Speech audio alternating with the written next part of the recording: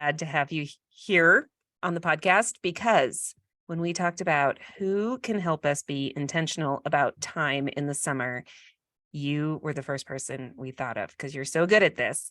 And we want to rise to the moment. And this is what I'm hearing when I'm talking to other women is, oh, no, almost a question. Summer's coming. And I don't really have a plan. Now, these are all women who may have kids coming in and out at some portion of the family life. So they may be college kids coming home, or they may be high school kids. They may even be younger kids. You and I both have kind of older elementary, young middle school still at home who need some guidance. But moms and women who are looking at the summer are thinking things change over the summer and I don't really have a plan and I'm starting to sweat a little bit in panic. So let's talk about how we are going to rise to the moment and meet the challenge of summer without resenting it and maximizing the time we have with our people, because I know that that's important to all of us. So what about summer gives us freedom? Let's start with the positive. Summer is a good thing. It's a fun thing. Let's do it. Yes, summer is a positive thing. What about it gives us freedom? Well, I think, the most obvious is we are sprinting to the finish line in the spring and wrapping up the school year. And there is just something nice about less commitment and less on the school calendar, at least. So just this lack of regularly scheduled programming is really helpful. And it allows us just to take a deep breath. So I would say first, just the lack of that, the sports craze that we've been in the spring, the testing, the graduation, the parties, the celebrations, it all kind of comes to a close and it allows us to just take a deep breath. So it can also feel like a fresh start in a way, right? It's a new season. We know God has such a purpose for the change of seasons. And so in a way, it can be a blank canvas, which can feel invigorating, like a new beginning of sorts. One chapter closes, another one opens. And along with that fresh start, I think it provides an opportunity of a new focus. Just thinking about, okay, what did I not have time for in the regular season of life and school year that maybe now in the summer I could find time for? That's, cleaning out that drawer, thinking about that closet, maybe even just working on life skills with our kids that we're like, oh, they're about to launch to college and they've never learned this. And so I think there is an opportunity for a new focus with our kids that maybe we don't have time for in the regular year. I always like as well to see summer as like you were saying, kind of a reset at the end of summer too. I think it just provides that natural rhythm of like, okay, now we're kind of going into more of a fun, slow mode. And then at the end of summer, it's like, okay, now we're going to reboot and figure out how we want the next year to go. So it is like that rhythm is so good for us. Yeah. So, I mean, when it comes to planning our time, it feels like now is a better time to start than later because summer actually is pretty short. I mean, I was talking to a friend the other day and she was telling me everything on our calendar and I'm like, well, there's your summer. Basically, like right. You've got your 8 weeks packed and it's gone. So, I mean, how does someone go about planning ahead so that they feel like they don't miss it? Yeah, I mean, I think it's really beneficial to just stop and take inventory. Take inventory of the season that you're in as a family, the ages of your children, and that is different every summer. So that's why I think it can feel a little scary is every summer is going to be a little different. So I have 4 kids. My youngest is 8. My oldest is turning 16 this summer. This is a new summer for us. She is going to be on her own, able to drive. That's wonderful. And it's also a little scary. Like, will she come home? Right? And so I think that starting to just take inventory of what season you're in, what are the needs of your family in the summer? Has it been a really hectic, intense summer? Do you need to protect some time to slow down and pause? Has it been hard to just connect as a family? then think about, okay, what are ways that we can connect? I think definition is a really big thing, and asking, okay, how would I define a great summer, right? Krista, I remember on a recent issue or a episode of the podcast, you mentioned just envisioning what that summer looks like, right? So just stopping and thinking at the end of the summer, when someone asks me, how was your summer? How do I want to respond, and why? And what would lead me to that answer? And so good. just planning, even just envisioning, defining what a successful summer looks like for you. It's not going to be ideal, right? It's not a check the box summer. It's a what would it look like for you to say this was a good summer for our family? That's so helpful. Like literally just to sit down and to really, because everyone, I mean, like you just said, you have a 16-year-old. As kids get older, they have expectations too of what a successful summer is for them. And then your husband may have a different idea of what a successful summer is. Like maybe for him, I know for my husband, a camping trip, that has to be in there for it to be a successful summer, right? Whereas for someone else, that may not be true. So like for everyone to kind of get on the same page of what does that look like and who's involved where, and what are kind of the non-negotiables and what are the negotiables? Because that is also a little bit tricky. How do you navigate that? Yeah, I mean, I think it goes back to your family values that really don't change throughout the whole year. You know, that there are certain things, let's say, you know, just a family night where we are together. Listen, that doesn't change just because it's summer. Those are the things you're going to want to keep consistent because that anchors you as a family. It keeps you focused on, as I always say, first things first. So keep those first things first. Keep the anchors in your family that you know root you and what you value. Maybe it's serving the community and looking for needs. And during the school year, maybe you've done a couple things, but in the summer, you're like, this is a time as a family, we get to focus on that. Don't lose sight of that. So I would say embrace the freedom of summer, but don't lose what anchors you and defines you as a family. Yeah. And would you say taking those values, being able to name the values, but having some flexibility around them?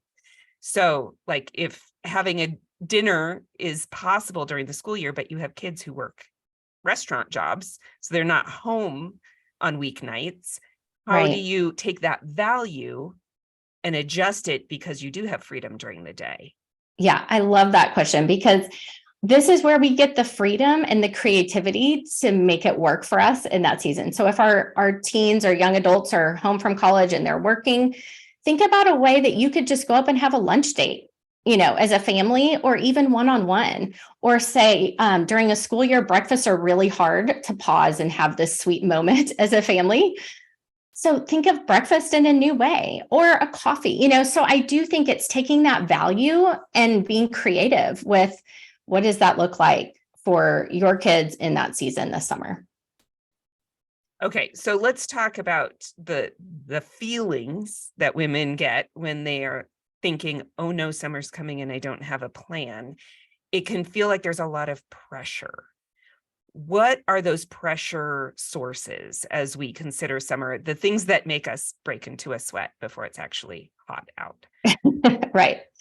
Well, I'm going to break this up into kind of youngers and olders as far as our kids go, because I think the moms who have younger school age children at home, I think there's this daunting feeling of, oh no, what am I going to do with my kids all day, every day?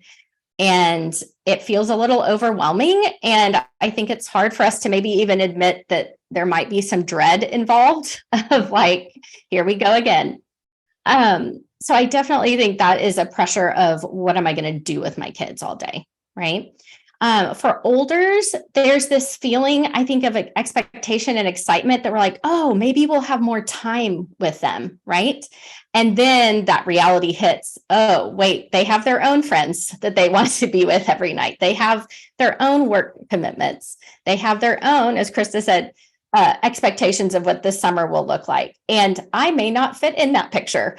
And so that is just a pressure of, well, then what can I plan to try to keep my kids, my older kids, that maybe they want to spend time with us. So I've even had that conversation with my husband. Okay, is there something fun we can plan so they want to be with us? And that's a pressure that we feel.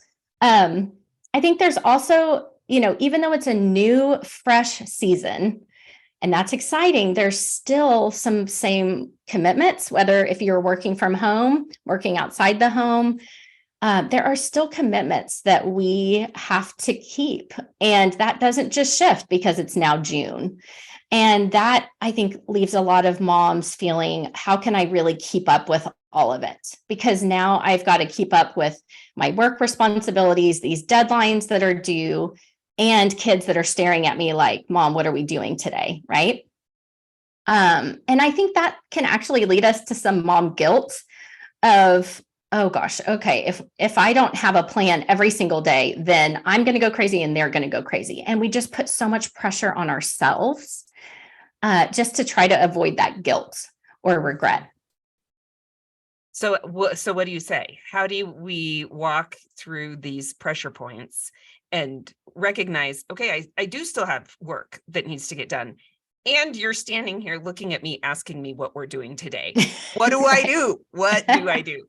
What do I do? Well, here's the thing. We've got to look at summer as a time for an intermittent schedule. And I know we've heard this word intermittent before because intermittent fasting is a big topic.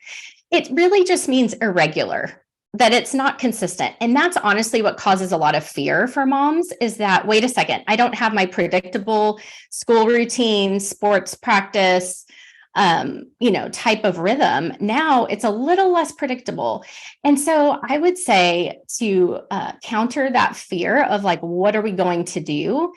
Remember, it's not a free for all. Like summer is not just one blank canvas. I know I kind of said we look at it as a blank canvas at the beginning, like it's exciting. It's this fresh, open schedule, but it's not. It still needs to have boundaries and some rhythms so that you don't go crazy and your kids don't make you crazy, right? Mm-hmm. So this intermittent schedule, think of it as, and I like to think of it as days on and days off, because it's this mindset shift of when I have a day on, I know that I have some work commitments I need to do. I have deadlines, something that I've committed to, even if it's just a meeting with someone in person that I need to attend to. And so during those days or those hours or those weeks, I need to have a plan, right? So this is where your day camps come in. This is where your creativity comes in. And you want to try to plan your weeks on around the time that you may have classes for your kids to try, some of those commitments that you plan ahead of time, knowing, okay, that's going to be a week on for me. I need to make sure that we each have our individual activities. The reason why the intermittent schedule works in the summer is because it encourages you to also have days off and weeks off. And I don't mean that you're laying by the ocean in the Bahamas weeks off, although it might mean that. But I mean, it means that. I hope it means that for everybody. But in case it doesn't, your days off can also just mean, okay, I'm going to set this work commitment to the side, and I'm going to focus on my family. I'm going to focus on that one child, on that one activity with them. It can also mean this is a day of rest. And what does rest look like for you? And so remembering that weeks on and off don't mean like entertaining kids or not entertaining kids. Mm-hmm. And that's just a pressure as parents and moms in particular we feel. To be honest, I think it's a cultural shift generationally that has happened where, you think generations ago, it was kids were part of the home and the family to work and to contribute. I think now we are carrying this unnecessary weight of we have to entertain. So good, Shawna. And keep them busy, right? And that honestly is not what we are designed to as moms. It's not even what we're created for. So we are created to train our kids, but really we're created to live life with them. And so take that pressure off of like, I've got to have something for them to do every minute of the day, or heaven forbid they get bored, right? That's the B word we are going to talk about, because boredom, I think we in our generation, our culture today looks at boredom as like a mom fail. If my child comes to me and says, Mom, I'm just bored. I'm so bored. First of all, it's inevitable, right? Like that's going to happen if they can't drive. But second of all, boredom is not bad. Mm-hmm. And, you can Google benefits of boredom. There are literal studies. And I love how both you and Alex always talk about the brain and the science behind it. And the science behind boredom for our brains is astounding. Boredom literally means that we get to a place where we don't know how to fill our time. Mm-hmm. And so we as adults feel this equally with our kids, right? That we feel restless, or we just don't have a lack of desire or motivation. But what boredom does, the purpose it serves, is it allows our brain to literally reboot and go to a default mode. And it's in that state that our brain actually can reflect on lessons learned, tap into creativity, and reflect on what's working and what's not working in our lives. And so if we are aware of the benefits of boredom as moms, like that's not an indication of failure. That's an opportunity. And I think we need to just embrace that and rise up to embrace boredom once again and say, boredom is good. Not every hour is planned. Mm-hmm. We have days on, we have days off, and then we allow for these unplanned moments so that our creativity, our rest can kick in. Mm-hmm.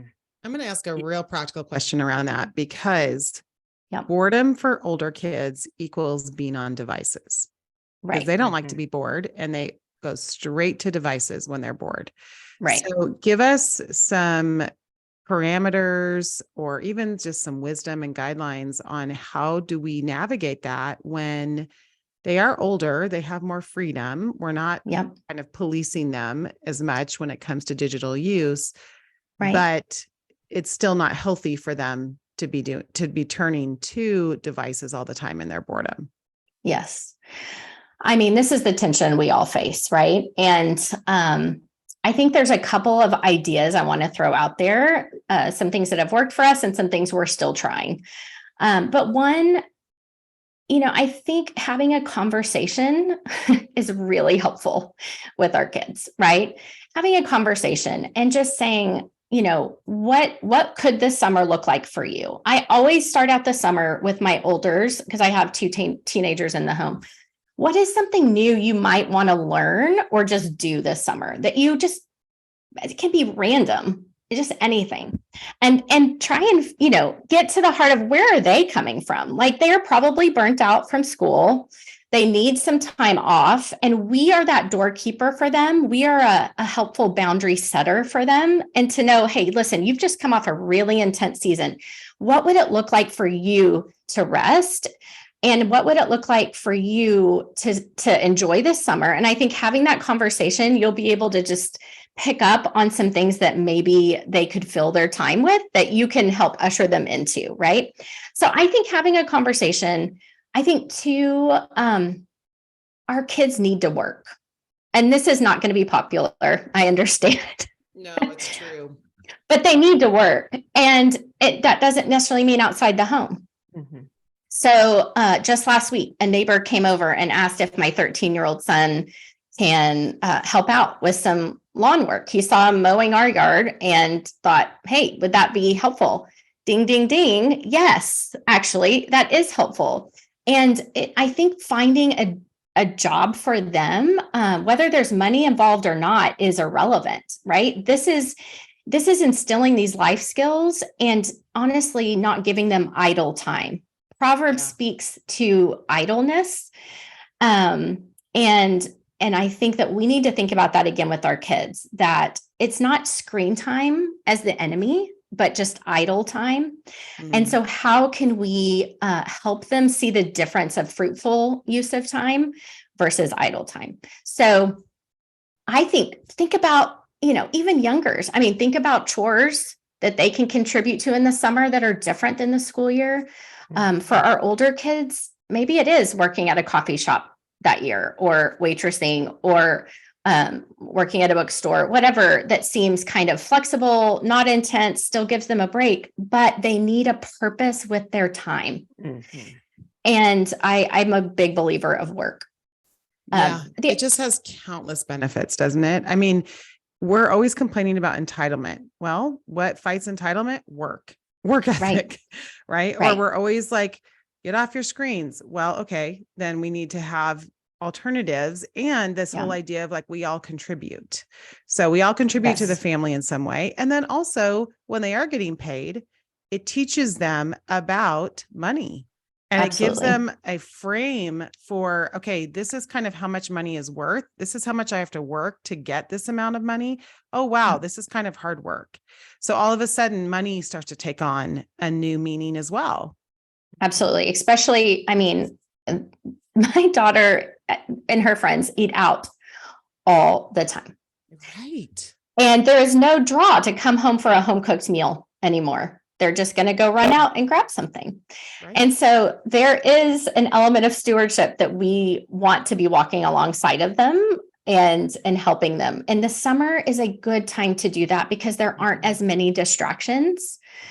Typically the sports season has died down and you don't have to say, oh, we're out anyway, let's just grab something. So being aware of those things and seeing them as opportunities for our kids, I think is really key. Yeah. Yeah, summer is chore season.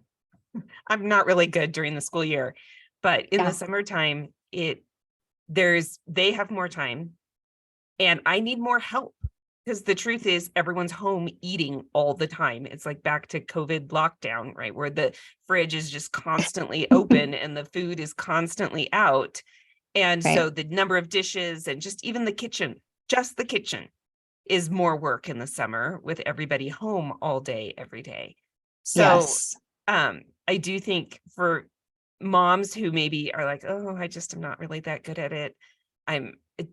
Take it from me. Summer is a good time to say, we're just going to do it for the summer of these are the chores I'm going to pay you for. Cause they have chores throughout the year, which is part of our like family philosophy of, you have to do your own laundry and you have to help unload the dishwasher. I'm not going to pay you for that because you don't pay me for some things that I also do to contribute to the home. Right. But for some extras in the summertime, I'm going to pay you. And this is what they are. And it does help fill up that time. Now, I've seen a really popular thing the last probably 5 years on Pinterest of here are the things you need to do before you turn on a screen. Mm-hmm. Has that been helpful? Like something like that for you to say, here's your checklist of things before screen time is even an option? Absolutely. And I use this all year round. It's not just in the summer, but in the summer, especially, I would say for us, it's reading time is always a priority. During the school year, we say, there's at least a 30-minute to hour, depending on the age range of our kids, reading time before screen time. In the summer, we add outdoor time because it is necessary that they get some energy outside and we enjoy the reading. That's the downtime before screen time. We also have cleanup time that's mandatory. So, and in the summer, again, it's going to look a little different. So the school year, it's kind of at the end of our school day, there's cleanup time. But I mean, in the summer, our kids know. I mean, they don't even ask if they can get on a game device or a screen if their room is a disaster or the living room has blankets and, books and toys or whatever everywhere. They know. And so it's actually part of their strategy. The house is clean. Then they come and say, okay, we've read, we cleaned, and we went outside and shot some hoops. And now can we get on? And it doesn't take long. They will get into the training mode and be along that initiative right with you. So. And I just want to give a shout out to the chart because I've said this before and I stand by it. There is something different about when you post something, because that becomes the ruler. That becomes the thing bossing the kids around, as opposed to you always having to remind them, nope, remember I said you had to I love go that. outside and you had to go do this before, and then you're saying that every day. But if you just have it posted, it's like, I love okay, that. this is the rules of the pool. And Yep. everybody knows what it is. And so now it's coming from something outside of you. I know that sounds weird, That's good. but it literally works. It's this interesting phenomenon. It works with kids. It's so good. And even chores that way. I mean, not that you have to have a strict chore chart, but our family, we have 4 kids. They know what day they empty the dishwasher. I don't have to remind them because it was posted. Who's Monday, who's Tuesday. They remember more than I do. So I really love that, Krista. Okay. So I also want to talk about, you have some principles you call kind of stewardship principles for summer. And I would love to dive into those a little bit. What are those and why is that important? Yeah, I think principles, first of all, are important because that's what you fall back on when it doesn't feel easy, right? When you hit a roadblock. So that's with anything in our life. That's with the way we spend our money. That's with our relationships, our friendships, right? We have these principles that we're going to fall back on. And so principles around stewarding time in the summer are important because summer can feel so loosey-goosey that we forget that we have these values or have these boundaries in place. So the first principle is fill your buckets. Okay. Fill your buckets, because I think when moms are fearful of what do I do with my kids all day, or am I ever going to see my child, right, during the summer? Thinking about what are the ways that I can connect with them and make them feel loved. And that can go down a whole host of things. But I start writing down, okay, what makes each of them feel seen, heard, and loved? And how can I incorporate that in my summer week? Just in each week, how can I fill a child's bucket? Listen, I know that feeling at the end of the day when you're like, oh no, did I do enough? Did I even talk to this child? Right? I mean, it's like, oh gosh, I was with this one all day, but did I even look at this one? Did I even say goodnight to this one? And so there's something about just stopping and saying, okay, what fills their buckets? And especially if you have children at home and moms, you have things you've got to do. This is the place to start. Fill their bucket first. And then you will be amazed what they are able to do for a period of time on their own while you are able to do something. So that starts with face-to-face time. So I look at it as how do you fill buckets? There's 3 different categories of time. There's face-to-face time, side-by-side time, and alone time. And this goes for ourselves, right? How do we fill our buckets? Face-to-face time, side-by-side time, and alone time. So what's face-to-face time? That is, you have my full attention. You have my full face, my eye contact. I'm listening. Moms of older kids, you know this because when your kids do walk in the door and you find yourself with them one evening, this is what I call the stop, drop, and pay attention, because you're like, oh, they're home. Okay, I'm going to just drop everything and I'm going to just focus on them. So true. Right? And so we have this trigger of like, oh, they're here. Or maybe it's during bedtime. And even in the teen years, you're saying goodnight and all of a sudden they want to talk. And you're like, yep, forget everything else. You've got my attention. That's our face-to-face time with our kids. For younger kids, that's getting on the floor with them. Our posture matters with our children. So get on the floor with them, get at their level. With our teenagers, get on their level, right? Play a game or a puzzle with your kids, read a book, fill their bucket first, face to face. And then they're going to be more willing to just be side by side with you while you need to get some things done on those summer days. It's true. It's good. So then side by side time is just what it sounds like. It means we're learning to be with one another, but we don't have to be focused necessarily on one another, right? I homeschool. I actually say that I school from home because they have other teachers and online learning opportunities and in-person learning opportunities, but my kids are with me all day. And my life would not be sustainable unless I learned the value of side-by-side time. It's good for our children to not be dependent on us. Again, entertaining, stimulation, engagement constantly. They need to learn what it's like to be with mom rather than mom doing everything for me. Okay. And yeah. I'm just giving the praise hands. Mic drop. Listen, that's hard. And like I said, anything valuable is not necessarily going to be easy. But I want to just encourage us as moms that we can rise to this. We can rise to a side-by-side time with our kids. And I really believe that it's going to benefit us for the long term if we can learn how to just live life with our kids. And so what does that look like? Like, Shawna, give us some meat on that bone a little bit. Yeah, that means running errands. And I know that sounds silly, but I remember running errands with my mom. I think now moms think, oh, I've got to run all my errands while my kids are in school. And then in the summer, I guess I'll never run errands, or I'll have to buy, like get a babysitter or use my my alone time for running errands. And this is where I want to empower moms and say, do not use your alone time to run errands.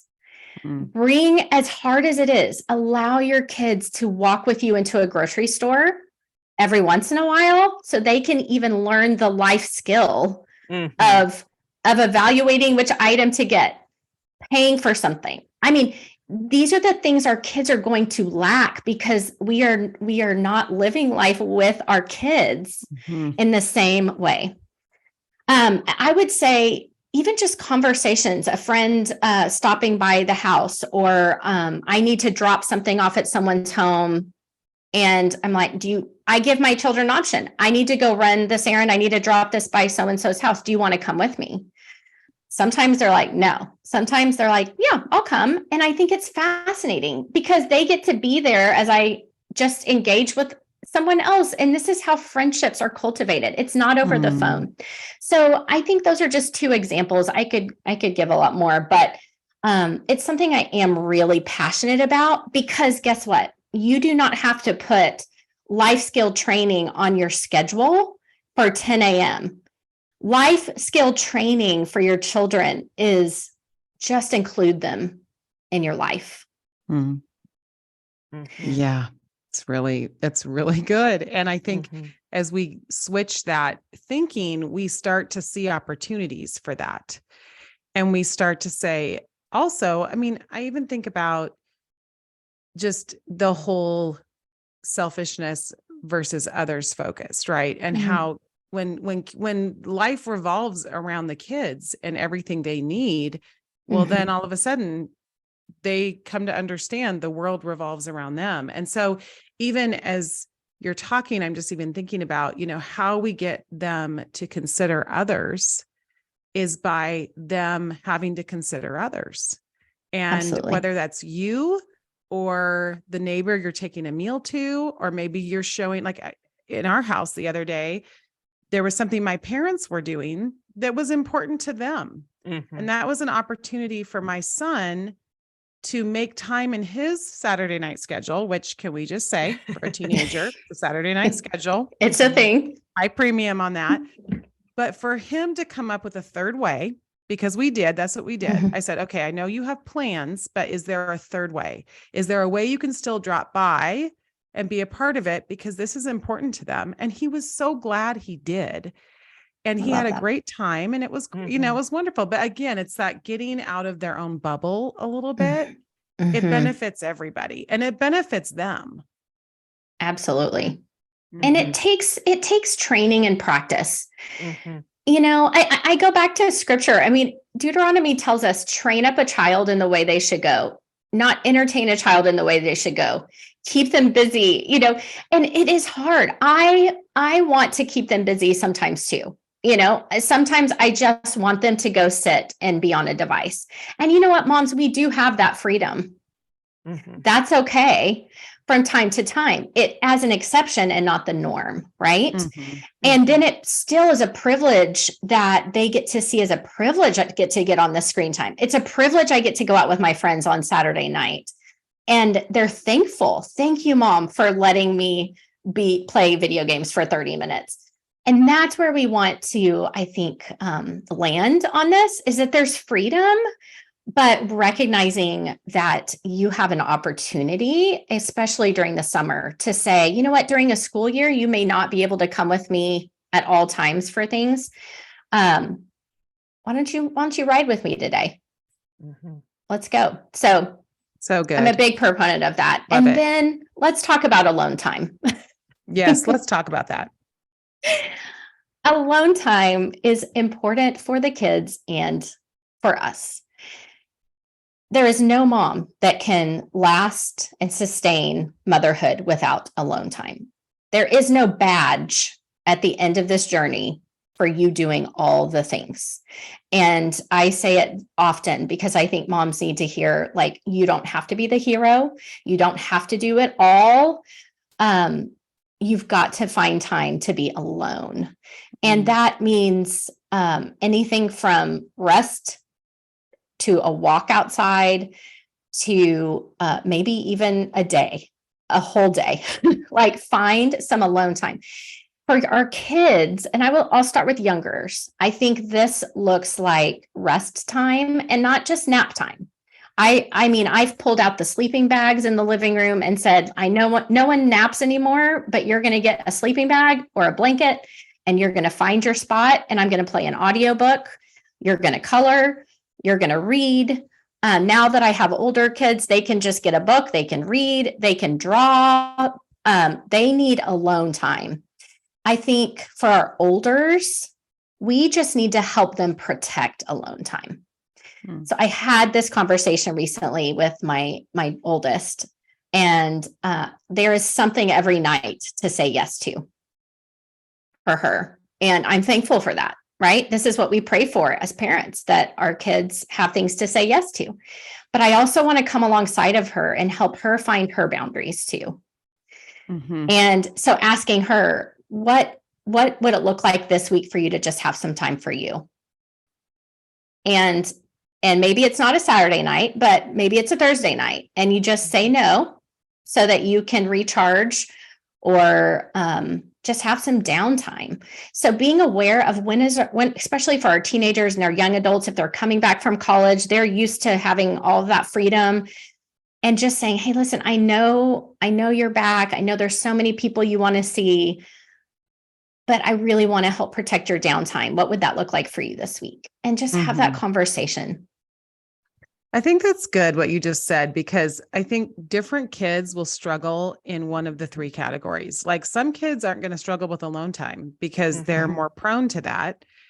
They're going to more struggle with the face-to-face, or some kids are going to struggle with the side-by-side. And so I like what you just said right there. If we could ask them the question, hey, I would like to help you in this. And maybe we don't call it face-to-face or alone time or whatever. Maybe we come up with a new name that's going to land better with them, as according to their age and personality, but just asking them kind of, how do I set you up for success? And I want to help you in that. That we're on the same team here, right? And especially as they are either launching or coming back from a college environment, I'm here for you. Let me help you with this, instead of it like, oh, mom wants family time again, right? It's looking at it as, how can I protect that downtime for you? We'd love to connect. What could that look like? And that conversation is the goal. It's a back and forth. Yeah, that's great. Okay, I also want to talk about, how do we switch from kind of the ordinary to the extraordinary? Because summer is a time we do want it to be different, and we want to make memories, and it is an opportunity. So how do we make the most of the opportunity we have? Yeah, well, I love this. This is the heartbeat, because I love celebration. I'm like, it's summer. We should have ice cream for dinner. And, some nights go for it. Other times it's probably not as wise. But the way I want to encourage moms to do this, because I think we can hear extraordinary and automatically the weight of pressure comes on again. So there is an approach that I've learned through actually some of my homeschooling curriculum that's called Easy Plus One. And so when I think of taking ordinary to extraordinary, I want to encourage moms to start with what already comes easy for you, what's already happening in your home organically, and think of one way you can just take it up a notch for that week. Not even every day, but just think of easy plus one, what's already happening in your home and how could you do it a little differently? So if it's mealtime, what could that look like? Taking it up a notch? Is it having a picnic somewhere? Is it going out to eat for breakfast instead of going out to eat for dinner? So just a change of scenery can be something that takes it from ordinary to extraordinary. I think about rest time. It doesn't have to look, like I said, napping or reading inside. Take it poolside. Take it to a lake, right? I mean, your rest time, it doesn't need to be in a blanket or a bed. So what is restful for your family? Go out on the boat, go on a hike. What does that look like? And to tell your kids, kind of a spontaneous way, right? Like, hey, so today I thought it would be fun, and then fill in the blank, right? I have a jar and I call it the spontaneous summer jar and this is where I get everyone's input. At the beginning of the summer, I have them write on a craft stick, like even my teenagers, like what is something fun you would love to experience or try this summer?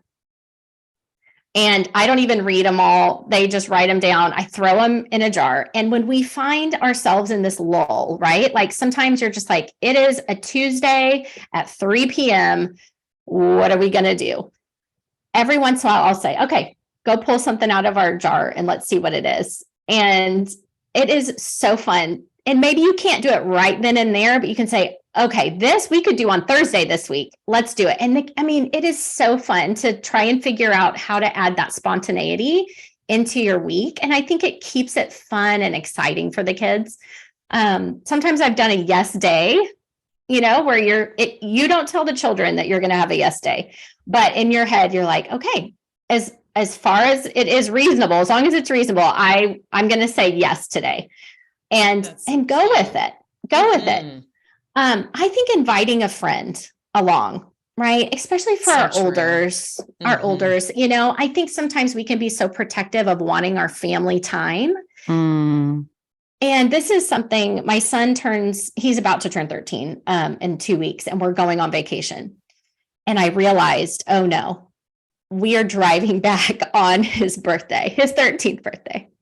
I feel bad about that. So, my husband and I talked and we're like, you know what? What if we let him invite a friend on our trip?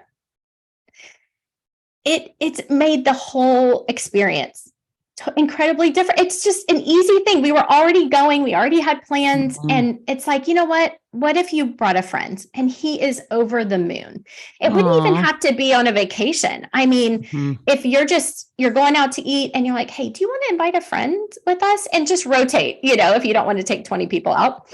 I think, even for us as adults, you're heading to the playground again, you're driving an hour somewhere. Invite a friend. Hey, you want to go to Costco and then let's go grab lunch after. I mean, I think things like that are just this easy plus one that we can do all year long, but especially in the summer where it's like, let's have ice cream for dinner. Why not? Or reverse the order, have ice cream. And then if anyone's still hungry, have something else after.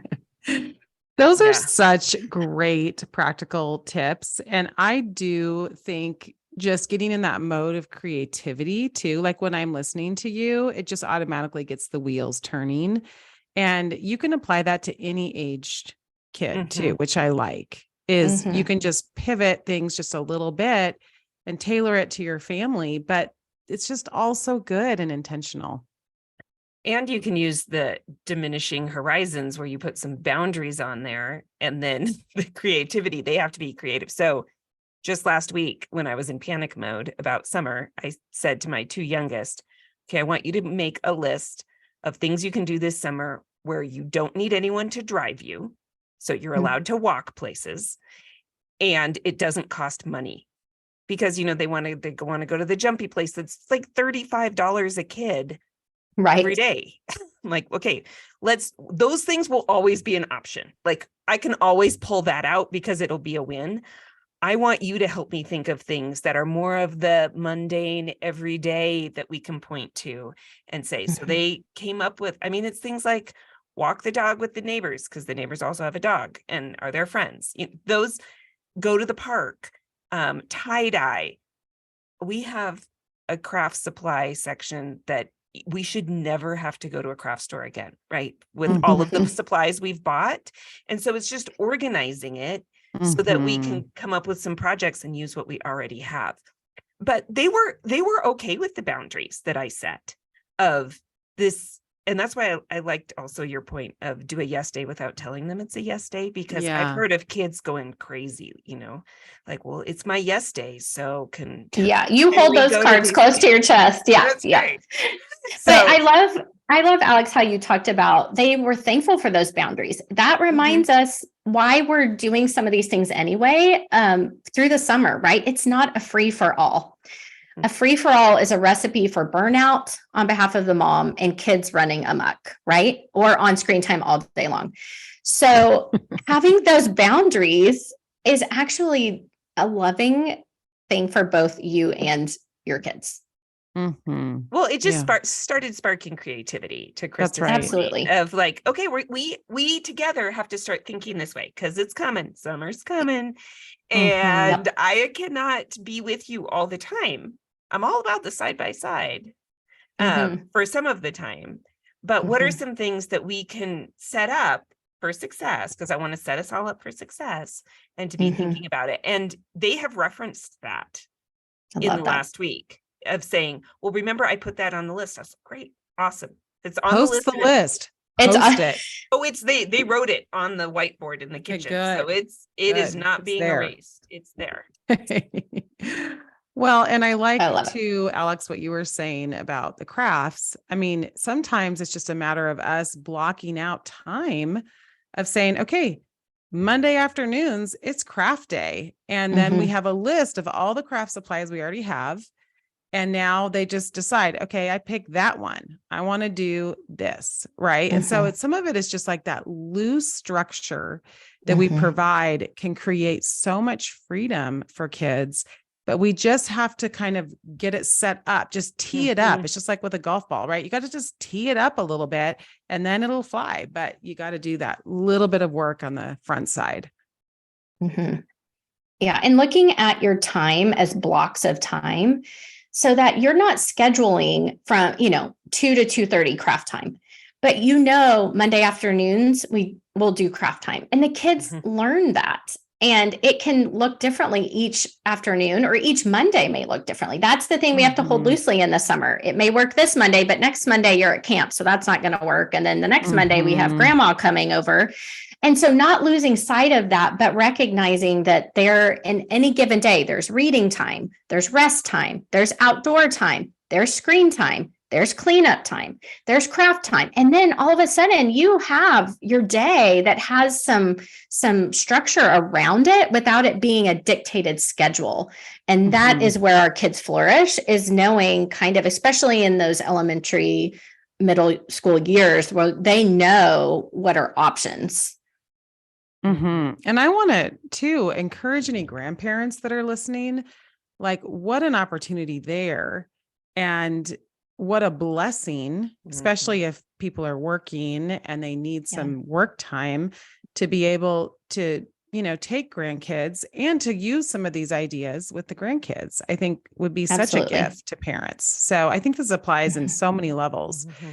I also, Shawna, there's this idea I really like that you talk about, and it's mom, get your hair wet. And it's just such a catchy phrase that I think is so memorable and encourages us at the same time. So what do you mean, mom, get your hair wet? Okay. Well, I think it's a universal experience that we've all had, where at some point in the summer, the kids want you in the pool, right? They're independent swimmers, but you go in the pool and we put our hair up.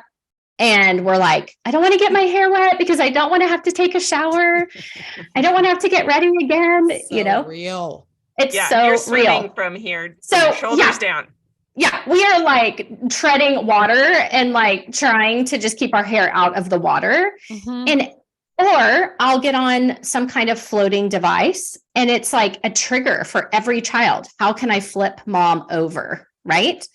And so I literally, it was a couple summers ago, and I just had this phrase that came to my mind of like, okay, Shawna, get your hair wet. What if I used this summer to get my hair wet?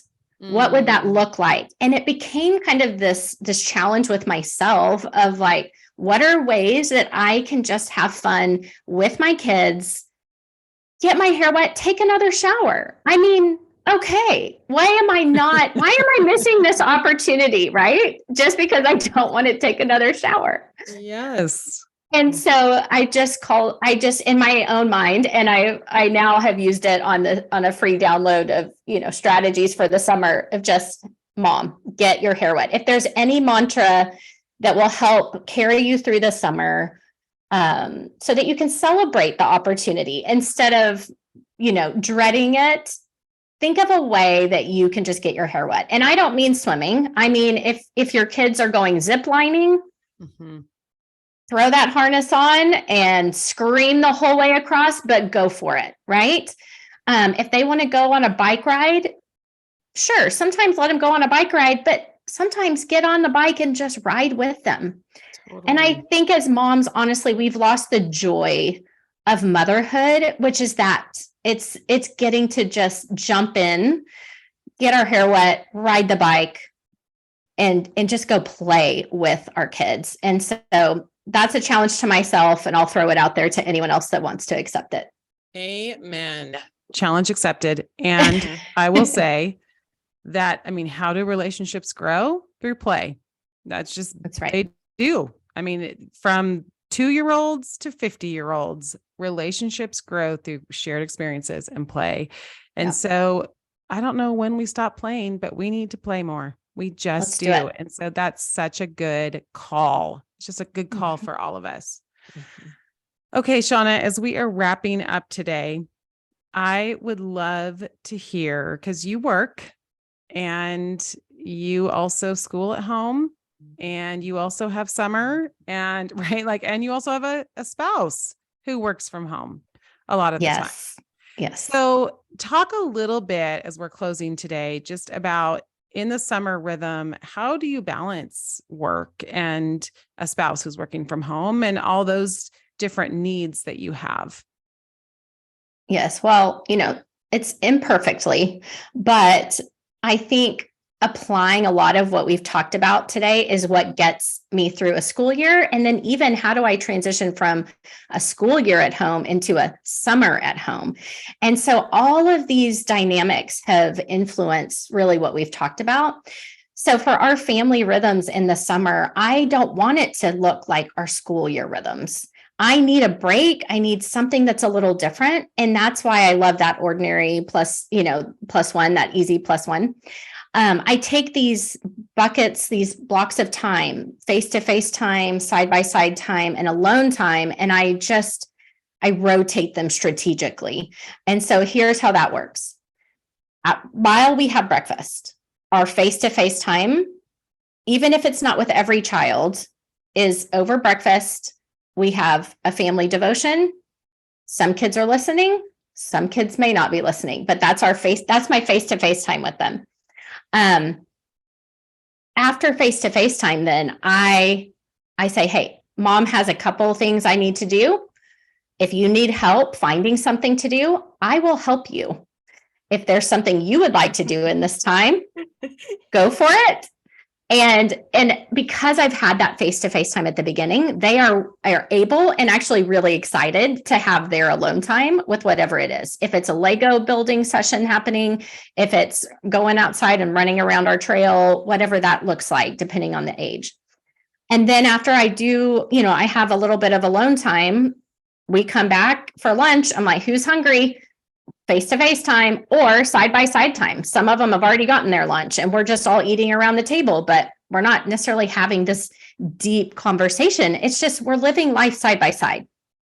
And then in the afternoon is alone time again. So That's when I use my days to work out.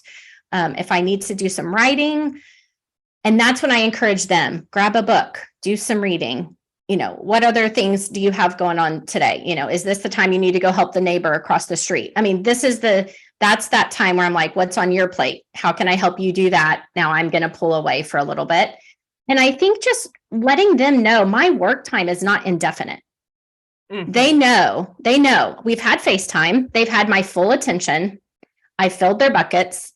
And now mom has some things she's got to do. I want to respect that. But you know what? I know that in an hour or an hour and a half or 2 hours, whatever that looks like, they know, okay, we're going to come back and we're together again. And we're going to do this together again. So I would say the side by side in the afternoon, I love having a time where I know my work goes and it goes away, right? And even the phone goes down. And that's when we're outside by the pool. We're taking a walk. I will take a walk and I'll even ask them, does anybody want to go for a walk? Like I said, sometimes they say yes and sometimes they don't want to. And I'm always amazed when they say yes. And they're on their AirPods and I'm on my AirPods. We're not trying to solve the world's problems, but there's just something, the bonding that happens side by side, just with an invitation. And so in the afternoons, we do some side by side time. Then it's dinner. Back to face time. I have a child that loves, we rotate who's kitchen duty. They help cook. They're with us. We're in the kitchen together. We've got music playing and we always end with side by side time again. So watching a show, sometimes we'll go play tennis as a family if the weather's nice. There's just certain things you might enjoy as a family. That's a great time to do it before bedtime. And then guess what? Bedtime is back to alone time. So we say goodnight. And we have time individually. And I would say even with olders, establishing a curfew for the summer, whatever that looks like. And that's a bad word for a lot of teenagers, right? It's this word curfew. But knowing that your young adult is going to be walking in the door at some point and you're staying up and you get to have that moment of connection, but then really separating. Because I hear a lot from moms of olders that they lose their alone time in the evenings because of their older kids that want to stay up. And so that is a delicate balance. Maybe that alone time for you is more morning, so you have your evenings with your young adults. But for me, I really enjoyed a little bit of alone time at night to just see my husband. And it's an example of how you use these categories of time. And the question is, first of all, time will fill itself. It will spend itself if you do not set an intention, right? So ask yourself this: what time is it? Right? What time is it? And look at it as that, so that you can say, you know what? We've had face-to-face time for a good 2 hours. I'm tired. I'm taking an hour to get some work done real quick, and they can go and have their activity or rest time. And listen, your kids are going to be fine. Mm-hmm.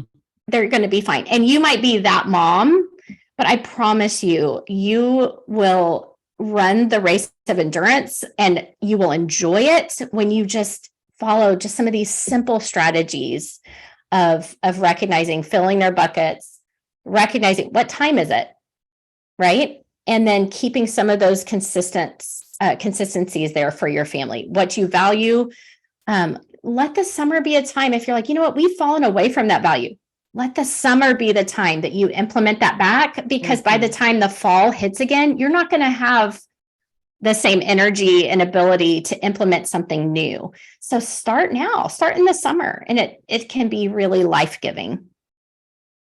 I love that encouragement that if you're not happy with kind of where you are, you get to reboot. And you get to do that together with your family. So you get to just be honest about that and say, you know what, I'm not loving our patterns right now. I'm not loving how, like, maybe, and this is just, a common pain point, but just, I'm not loving how digital everyone is all the time. So how do we change that this summer? And, here's some ways, like all the things you've mentioned throughout this whole interview. Like, let's talk about, things we want to do. Let's put sticks in a jar. Let's, let's have these things in mind. And that is such Like those are words of life, because I think we all get to places where we're not real happy with where we are, but we all get to control how we move forward. So evaluate and then make those steps, take those steps and rise up, do it differently. That's right. So good. Shawna, we love you. You're amazing. This has been really helpful. Thank you for encouraging all of us as we go into summer. And if people want to find out more and get more information from you, where can they do that? Yeah, well, I have my website, shawnasullivan.com. I also have a free download that I'll offer. So just to put some of these things in words so that you can post it. And just remind ourselves, listen, we all need the reminders. Some of these things aren't brand new, right? We just need reminders. And like you said, the call to rise up, that it is possible and that we're in it together and we're doing it. So when your kids say you're the only one, you can say, no, I'm not the only one. So yeah, I'm on Instagram, Shawna Sullivan. I'd love to stay in touch. I'll be posting ideas and specifics all throughout the summer. And I would love to see what all of the listeners come up with. So tag me if you try a mom gets your hair wet moment. I want to know it. I love it. So good. All right. Thank you, Shawna. Have a great Thank you, summer. guys. Bye. Bye.